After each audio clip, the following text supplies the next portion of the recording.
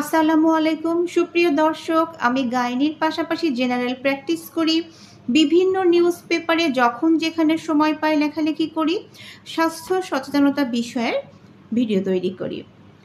আমাদের সমাজে অসংখ্য শিশু দেখা যায় যে বিশেষ করে শহরাঞ্চলের যে শিশুগুলা তারা কিন্তু শাকসবজি কম খেতে চায় এবং দেখা যায় যে শিশু কিশোররা ঠিকমতো পানিও খায় না।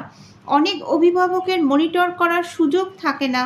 অনেক শিশু বা কিশোর কিশোরী হয়তো প্রচণ্ড পরিমাণে কোষ্ঠকাঠিন্যে ভুগছে, অথবা দেখা যায় যে তাদেরও অ্যাসিডিটি হচ্ছে, যেটা বাবা মা ওয়ার্কলোডের জন্য সেভাবে মনিটর করতে পারছে না।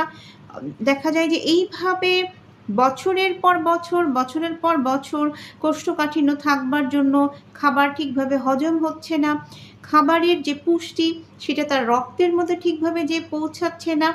আমাদেরকে চেষ্টা করতে হবে আমরা যেন আমাদের সন্তানদেরকে শাক সবজি ফল বেশি পরিমাণে খাওয়াতে পারি।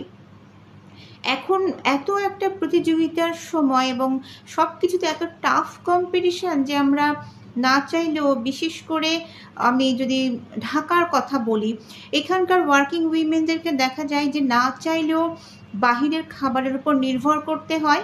এতে শিশু কিশোরদের আরও বেশি পরিমাণে শাকসবজির প্রতি অনীহা তৈরি হয়। ঠান্ডার মৌসুমে বিভিন্ন ধরনের শাকসবজি পাওয়া যায় এবং সারা বছর যে সবজিগুলা যখন যেই মৌসুমে যেই সবজি পাওয়া যায় সেটা যেইভাবেই হোক, মানে একটা শিশু কিশোরকে চেষ্টা করতে হবে তাদেরকে যেন পর্যাপ্ত পরিমাণে পানি শাক সবজি খাওয়ানো যায়। এইটা ছোটবেলা থেকে অভিভাবককে এই অভ্যাসটা গড়ে তোলার চেষ্টা করতে হবে। ধন্যবাদ।